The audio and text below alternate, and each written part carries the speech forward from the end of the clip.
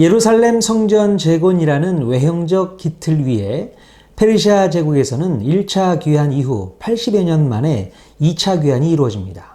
2차 귀환의 지도자 에스라를 통해 유대 자치 지도부인 산헤드린 공회가 처음 세워지면서 귀환 공동체는 더욱 튼튼해집니다. 그리고 2차 귀환 이후 14년이 지나 3차 귀환으로 이어지면서 이 모든 기반 위에 귀환 공동체는 민족적인 회개 운동을 통해 제사장 나라로 다시 세워지게 됩니다. 오늘 살펴볼 에스라 이야기는 지난 시간에 살펴보았던 에스더 이야기를 바탕으로 하고 있습니다. 2차 귀환자들에게 있어서 에스더는 영웅 중의 영웅이었습니다. 에스더는 페르시아 왕에게 자신의 목숨을 걸고 내 민족을 내게 달라는 요구를 해서 페르시아에 거주하는 유대인들을 살려냈기 때문입니다. 이렇게 해서 목숨을 건진 사람들 중에 2차 귀환자들이 생겨났고 이들은 에스라와 함께 놀라운 성과를 이루게 됩니다. 에스라와 함께한 2차 포로 귀환, 지금부터 살펴보도록 하겠습니다. 첫 번째 이야기는 2차 귀환의 지도자 에스라입니다. 1차 귀환자들은 70여 년 동안 황폐해 있던 예루살렘으로 돌아가 천신만고 끝에 성전은 건축했지만 더 이상 예루살렘을 회복하기에는 한계가 있었습니다. 여전히 예루살렘은 황폐한 상태를 벗어나지 못하고 있었기 때문입니다. 바로 이때 학사 에스라가 지도자의 자격으로 2차 귀환자들과 함께 예루살렘에 오게 됩니다. 에스라의 계획은 페르시아에서의 모든 기득권을 버리고 예루살렘으로 돌아가 율법을 연구하고 준행하며 가르치는 일에 전념하려는 것이었습니다. 그러자 페르시아 제국은 그 당시 월등한 인재였던 에스라를 선택하여 중요한 일을 맡기게 됩니다. 즉 페르시아는 에스라를 예루살렘으로 보내면서 강서쪽 지역인 레반트 지역에 사법체계를 세워줄 것을 요구합니다. 그리고 왕이 없는 유대에 자치 지도부를 만들 수 있도록 허락해 주었는데요. 이 기구가 바로 산헤드린 공회입니다. 자, 그렇다면 페르시아 제국은 왜 에스라를 선택했던 것일까요? 그것은 바로 페르시아의 1차 지방화 정책 실행 결과 그다지 흡족한 성과를 내지 못했기 때문입니다. 80여 년 전에 페르시아 왕의 명령과 도움으로 예루살렘의 성전 건축이 시작되었지만 사실상 16년 동안 중단되어서 지지부진하게 됩니다. 즉 페르시아 제국이 기대했던 만큼 지방화 정책의 성과가 높지 않았다는 것이지요. 이것은 귀환자들의 문제이기도 했지만 또한 페르시아 제국의 지방화 정책에 근본적인 문제가 있기도 했다는 것입니다. 따라서 이 문제를 보완하기 위해서 페르시아 제국은 2차 파견과 3차 파견을 진행하게 됩니다. 3차 파견 이야기는 다음에 살펴보도록 하고요. 일단 2차 파견 이야기를 살펴보겠습니다. 먼저 학사 에스라에 대해서 연구해보면 페르시아 쪽에서 볼 때에 에스라의 가치는 얼마나 될까요? 에스라는 페르시아 왕에게 구하는 것은 다 받을 수 있을 정도로 에스라의 몸값은 대단했습니다. 그때 당시 페르시아 제국은 상상을 초월할 만큼 넓은 제국이었고 아수르 제국과 바벨론 제국 때부터 쌓아놓은 재물들이 다 모여 있다고 해도 과언이 아닐 정도로 페르시아는 부유함을 자랑했습니다. 그러니 페르시아 왕의 창고는 어마어마하게 풍성했고 에스라는 그곳에서 모든 것들을 다 가져다 쓸 수 있을 만큼 그의 몸값은 대단했음을 알 수 있습니다. 또한 에스라는 모세의 율법에 익숙한 학자였습니다. 즉 제국과 제사장 나라의 관계 속에서 법을 자유롭게 다룰 수 있는 법 전문가였다는 것입니다. 그런데 이런 에스라를 페르시아 왕이 알아봤다는 것이죠. 시대를 거슬러 올라가서 에스더 시대에 와서 보면 아각 사람 하만이 유대의 법에 대해서 뭐라고 비난했습니까? 그 법이 만민의 것과는 다른 독특한 법이라고 주장했지요. 하지만 사실 이 유대의 법은 페르시아 전 제국의 대체 입법으로서 효과를 발휘할 만한 월등한 법이었다고 결론이 났습니다. 결국 에스라 시대에 와서는 이 법이 페르시아 제국의 통치자들에게 채택되어서 실제로 실행하는 단계까지 진행되었다는 사실입니다. 에스라는 하나님의 용서, 이웃과 나눔, 민족과의 평화를 사회 안에서 조절할 수 있는 월등한 실력을 갖추고 있었기에 페르시아 왕은 법 전문가였던 에스라를 눈여겨볼 수밖에 없었던 것입니다. 자, 그렇다면 더 구체적으로 페르시아 제국이 에스라를 선택한 이유는 무엇일까요? 페르시아의 수도 수산에서 본다면 유프라테스 강의 서쪽에 위치해 있는 상당히 풍요로운 땅이 있는데요. 이 지역이 바로 레반트 지역입니다. 바벨론 제국은 70년 동안 이 레반트 지역을 황무화시켰는데요. 반면에 페르시아 제국은 이 레반트 지역을 잘 살려서 효과적인 경영을 계획했던 것입니다. 바로 그 계획이 1차적으로 진행이 되었지만 그다지 성과가 좋지 않았다는 것입니다. 그래서 페르시아 왕은 이번에 효과적인 대안으로서 에스라를 임명하여 레반트 지역에 파견하게 되었던 것입니다. 그리고 이 지역 전체에 사회적 안전망을 구축할 수 있는 소프트웨어를 에스라에게 제공하게 되었던 것입니다. 두 번째 이야기는 에스라의 권한입니다. 페르시아의 아닥사스다 왕은 에스라에게 놀라운 권한을 부여하게 됩니다. 대략 4가지의 권한이 부여되었는데요. 첫째는 페르시아 지역에 사는 가장 유능한 유대인들을 함께 데려갈 수 있는 권한이 부여되었습니다. 둘째는 예루살렘 성전 기능을 강화하기 위해서 많은 기금이 필요했는데요. 그 기금을 페르시아 국고에서 충당할 수 있는 권한이 부여되었다는 것입니다. 은은 100달란트까지, 밀은 100고르까지, 포도주와 기름은 100밭까지, 소금은 무제한으로 가져다 쓸 수 있었습니다. 세 번째는 성전에서 쓸 수 있는 동물들을 살 수 있는 권한과 네 번째는 성전에서 일하는 사람들에게 페르시아 세금 납부를 면제해주는 권한을 부여받게 되었던 것입니다. 바로 이런 권한들을 가지고 에스라가 해야 할 일은 바로 유프라테스강 서편 레반트 지역의 사회 질서 안전을 위한 사법부를 구성하는 일이었습니다. 여러분, 이 일은 쉬운 일이 아니었습니다. 군대를 동원해서 그 지역을 점령하는 것은 쉬울 수 있어도 그곳에 안전망을 세워서 지속적으로 지배한다는 것은 결코 쉽지 않은 일이었습니다. 즉 그곳에 제대로 된 소프트웨어가 구축되지 않고서는 불가능한 일인 것입니다.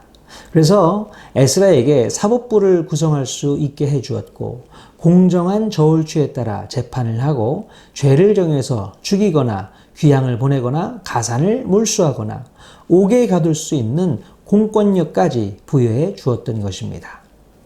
자, 이렇게 질서 있는 사회를 구성하고 서로 협력하여 효과를 높일 수 있는 아름다운 사회를 형성하기 위해서는 제사장 나라의 법 정신인 공평한 저울추, 즉 재판이 가장 중요한 바탕이 되어야 한다는 것을 다시 한번 확인할 수 있습니다.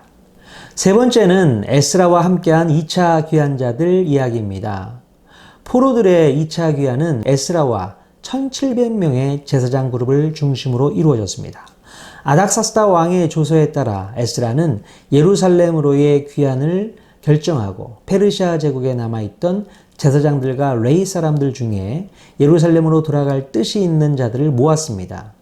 예루살렘 성전이 재건되었지만 제사장이 없으면 성전은 제대로 기능할 수 없기 때문이었습니다.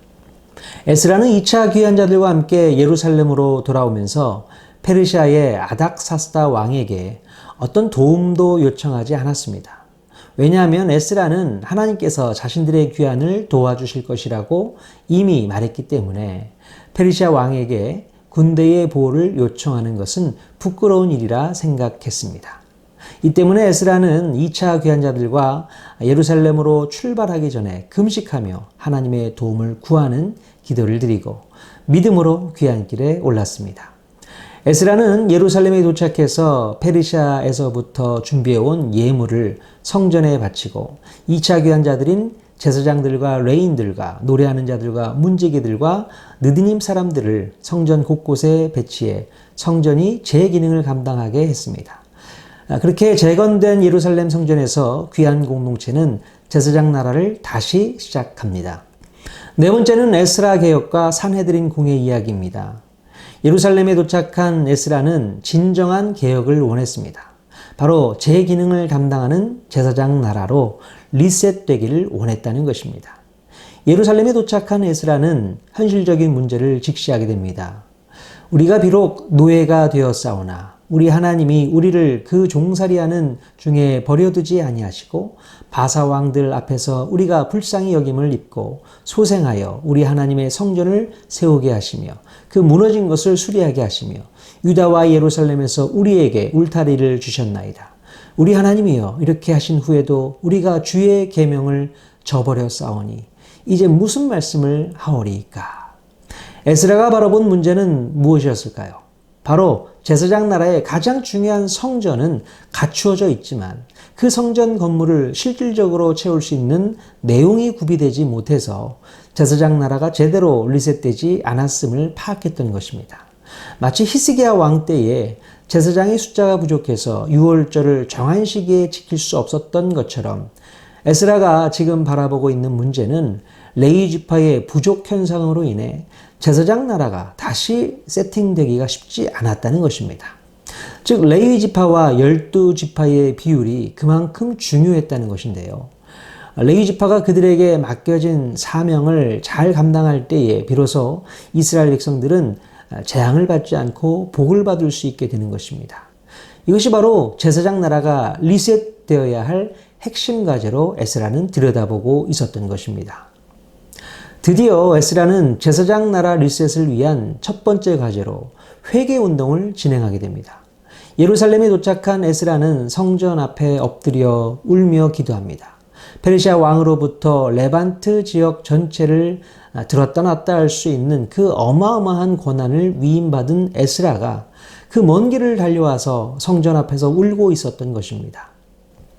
에스라는 과거 조상들이 그들의 죄악으로 말미암아 여러 나라의 왕들에게 사로잡힘을 당했던 기억을 더듬으면서 오늘날도 별반 다르지 않다는 것을 깨닫고 눈물로 회개했던 것입니다. 그런데 그 모습을 보고 있던 백성들이 함께 통곡을 하게 됩니다. 백성의 남녀와 어린아이에 이르기까지 그들은 철저한 회개를 하면서 제대로 된 제사장 나라를 다시 세우고자 합의에 이르게 됩니다. 이로써 성전 재건이라는 외형적 기틀 위에 백성들의 회개 운동이라는 내용 채우기가 가능해졌고 귀한 공동체는 다시 제사장 나라 거룩한 시민의 자리에 서게 되었던 것입니다. 유대 백성들의 합의하에 다시 시작된 제사장 나라는 사내들인 공회를 탄생시키게 됩니다. 사내들인 공회는 그때부터 유대인들의 최고 의결 기구로서 만들어졌고 잘 갖추어진 모습을 신약 성경에서도 볼 수 있게 됩니다. 대략 5가지 정도로 공회를 평가할 수 있는데요. 첫째, 공회의 설립은 간접적으로 유대가 페르시아로부터 독립했음을 뜻합니다. 둘째는 공회의 설립이 아닥사스다 왕의 허락과 에스라, 느헤미야의 협력으로 탄생되었다는 것입니다. 셋째, 공회의 설립은 유대 동족들의 협조로 가능한 기구였습니다. 넷째는 공회가 설립된 이후 페르시아 시대 100여 년 동안 유대 공동체의 단독 보존이 가능했다는 것입니다. 그리고 헬라 제국과 로마 제국의 통치 속에서도 유대 공동체가 버티며 살아갈 수 있는 기반을 제공해 주었습니다. 자, 마지막으로 에스라가 꿈꾼 제사장 나라의 리셋에 대해서 다시 정리해 보도록 하겠습니다. 주전 605년에 다니엘과 세 친구들이 바벨론의 첫 번째 포로로 끌려갑니다. 그리고 주전 586년에 예루살렘 성전이 파괴됩니다. 성전이 불타므로 70년 동안 성전의 제단불이 꺼지게 됩니다. 이렇게 70년을 보낸 후 페르시아 제국의 등장과 더불어 주전 537년 포로들이 1차 귀환을 하게 됩니다. 이렇게 해서 성전의 토대를 놓을 수 있게 되었지만 16년 동안 지지부진하다가 학개와 스가랴의 격려로 드디어 성전이 재건될 수 있게 됩니다. 그러나 성전이 리셋되고 65년의 시간이 지났음에도 레위 지파의 제사장들이 정비되지 않았으므로 에스라를 통한 2차 리셋이 진행됩니다. 그 다음은 느헤미야를 중심으로 성벽을 재건함으로 3차 리셋이 진행됩니다. 그러므로 1차 귀환 후 80여 년의 시간이 지나면서 제사장 나라가 실질적으로 리셋됩니다. 그 후로 400년 동안 여러 우여곡절 속에서 성전이 유지되다가 우리 예수님이 다 이루었다는 말씀을 하시는 순간 예루살렘의 성전 휘장이 찢어져서 제사장 나라의 그릇이 더 큰 하나님 나라 그릇에 담기게 되었다고 정리해 두면 좋겠습니다. 자, 이 내용을 페르시아 제국의 지방화 정책과 제사장 나라 리셋과의 3단계 관계로 살펴보면 페르시아에서 스룹바벨을 총독으로 임명하고 5,400개의 성전 기명을 투자하게 되므로 1차 포로 귀환을 통한 성전의 제단불이 다시 켜지게 되는 성과를 얻게 됩니다. 이후 80년이 지나서 페르시아에서는 학사 에스라를 임명해서 유프라테스강 서편 레반트 지역을 활성화시키고 유대 자치기구인 사네드린 공회 설립과 사법권을 인정해주게 되므로 2차 포로 귀환을 통한 제사장들의 정비와 함께 유대 공동체 전체가 회개운동의 성과를 얻게 됩니다. 그리고 마지막으로 페르시아에서는 느헤미야를 유대 총독으로 임명해 보내므로 예루살렘 상권의 활성화를 시도하게 되는데요. 그와 동시에 3차 귀환자들을 통해 성벽 재건의 성과를 얻을 수 있었고 유대인들의 제사, 절기, 명절이 다시 지켜질 수 있게 되었다는 것입니다. 이렇게 귀환 쪽과 파견 쪽이 맞물려서 결과적으로는 두로의 상인들이 예루살렘에 속속 입점하게 됩니다. 이렇듯 두로의 상인들이 예루살렘에 입점했다는 것은 그곳에 세계 최고의 상권이 다 모였다는 것을 의미합니다. 그래서 예루살렘으로 귀환한 사람들은 페르시아에서 살 때보다 경제적인 풍요를 더 많이 누릴 수 있게 되었고 더불어 페르시아 입장에서는 식민지의 세금을 더 많이 거둘 수 있는 효과를 얻을 수 있게 되었다는 것입니다. 자, 에스라가 꿈꿔온 제사장 나라의 리셋. 에스라는 눈물과 회개 운동으로 시작하여 예루살렘의 성전 기능을 복원하게 됩니다. 이 일은 에스라 혼자서 이뤄낸 것이 아니라 유대 백성들의 협조로 이루어진 것이었습니다. 오늘 우리에게도 이런 놀라운 기적이 필요합니다. 우리 삶의 모든 이야기 성경 한 권으로 충분합니다.